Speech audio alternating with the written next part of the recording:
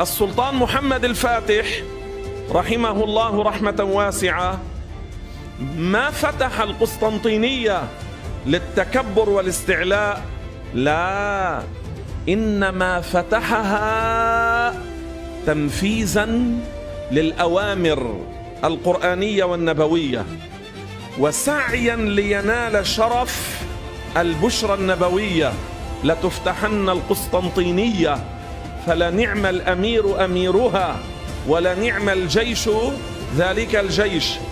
نيلا لهذه البشرى سعى جاهدا لفتحها، وبلغه أن عددا من الصحابة وأن عددا من القادة الكبار والفاتحين العظام حاولوا أن يفتحوا القسطنطينية فلم يتمكنوا، فعمل جاهدا، وهو كان مولعا بالجهاد، هو من أعظم ملوك الأرض جهادا، من أعظم ملوك الأرض، وكان خبيرا في القتال وفي وضع الخرائط للمدن وساحات القتال، وكان خبيرا في اللغات العربية والفارسية والتركية وغير ذلك حتى اللاتينية، وكان قد جمع الكثير من الفضائل والعلوم والخيرات، ودرس الفقه حتى صار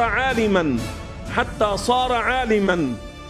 هذا الرجل كان يحب الأولياء، يتبرك بهم ويقربهم، ويوم الفتح طلب الأولياء من الأقطار ليكونوا معه، ورفعت الرايات، وأمر في المخيمات والمعسكرات في الليلة التي سبقت الفتح، الثلاثاء مساء قبل الأربعاء، في المخيمات والمعسكرات أن يختم القرآن، وأن يقرأ البخاري ومسلم، وأن تقام حلقات الدعاء والذكر، وزع ونوع، وطلب العلماء وطلب القضاة والمشايخ والأولياء ليكونوا في جيش الفتح.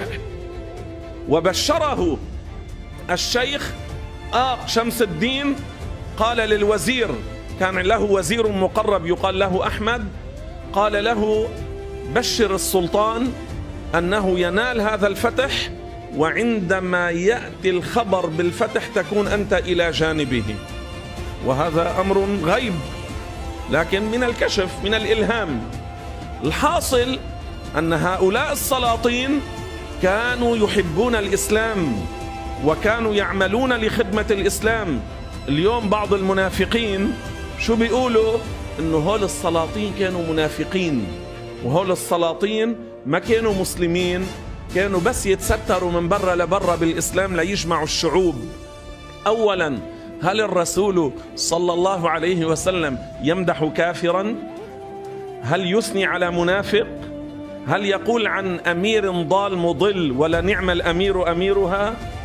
لما مدحهم الرسول يعني هن على حق، والرسول بالوحي مدحهم بالوحي، والبشرى جاءت من كلام الرسول الذي جاءه به الوحي قبل الفتح ب800 سنة.